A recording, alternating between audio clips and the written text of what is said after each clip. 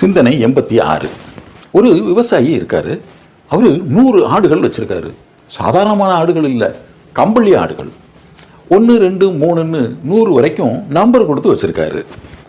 1வது ஆட்டை பார்த்து, baa baa black sheep have you any wool அப்படின்னு கேட்டிங்கன்னா அது தலையை ஆட்டிக்கிட்டு எஸ்ஆர் 1 கிலோ உல் அப்படின்னு சொல்லும்.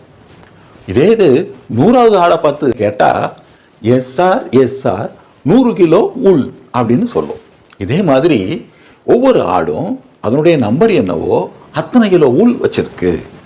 பிரச்சனை என்ன அப்படின்னா 10 பணியாளர்களுக்கு 100 ஆடுகளையும் பங்கு வைக்கணும்.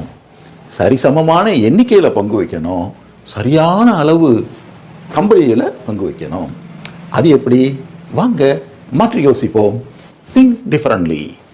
எளிய விளக்கத்திற்கான லிங்க் கமெண்ட் டிஸ்கிரிப்ஷனில் இருக்குது.